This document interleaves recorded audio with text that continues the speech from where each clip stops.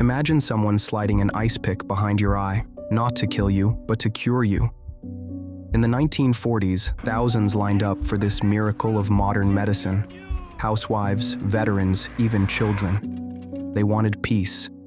What they got was silence. This is the story of how medicine lost its mind.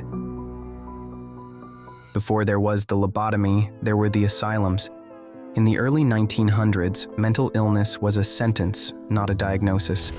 Behind the iron gates of state hospitals, tens of thousands lived out their days unseen, forgotten by the world outside. There were too many patients, too few doctors, and almost no understanding of the human mind. Depression, epilepsy, grief, all labeled insanity. The wards were cold, the corridors endless.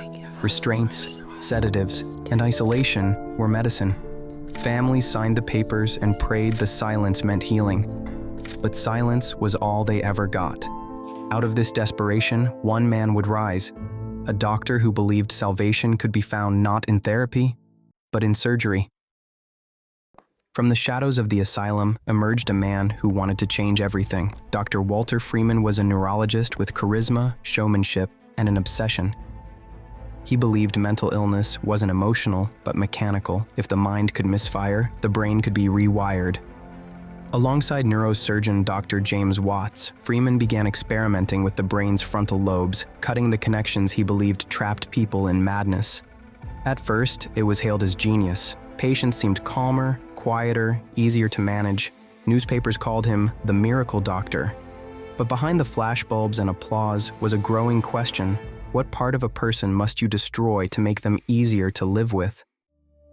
To understand why lobotomies seemed to work, we need to understand what they destroyed.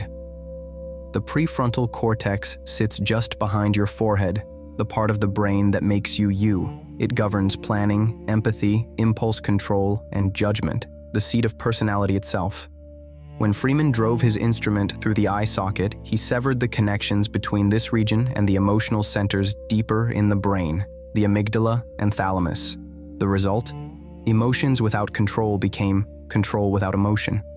Anxiety disappeared, along with creativity, curiosity, and joy. The patient grew quiet, cooperative. But what had been silenced wasn't their illness. It was their humanity. In 1945, Walter Freeman unveiled his masterpiece, a new, faster, simpler cure, the transorbital lobotomy. No need for an operating room, no surgeon, no anesthesia, just a patient, a mallet, and an ice pick.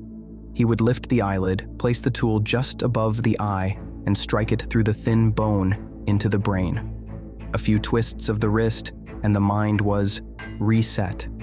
The entire operation took less than 10 minutes. He called it office surgery.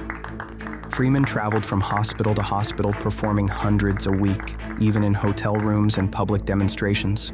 The world watched in fascination, but what they were witnessing wasn't a medical miracle. It was the industrialization of the human soul. The press called it a miracle, a 10-minute cure for every form of madness. Freeman's ice pick traveled faster than reason across America's hospitals, prisons, and private clinics. Housewives were cured of melancholy, veterans freed from the ghosts of war.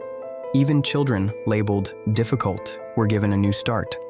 Newspapers praised the results. Photographers followed him from town to town. He smiled for the cameras, the doctor who could calm the storm inside the human mind. But behind the applause was the quiet truth. The calm they celebrated wasn't healing. It was absence. And soon, that silence would become impossible to ignore.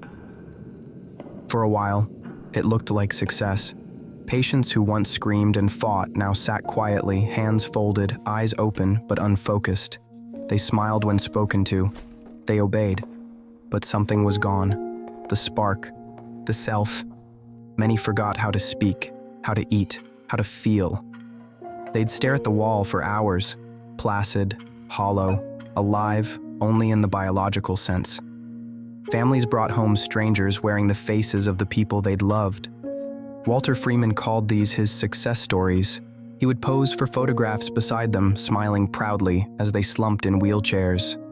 One of his most famous patients was Rosemary Kennedy, sister of future President John F. Kennedy. At 23 years old, she underwent Freeman's procedure. She was left unable to speak, incontinent, and permanently institutionalized for the rest of her life. And yet, Freeman kept going. To him, silence was serenity. To everyone else, it was loss too deep for words. By the 1950s, Freeman's star began to dim. New medications, Thorazine and others, offered relief without surgery. His methods began to look primitive, but he didn't stop. In 1967, during one of his final operations, a patient died on the table.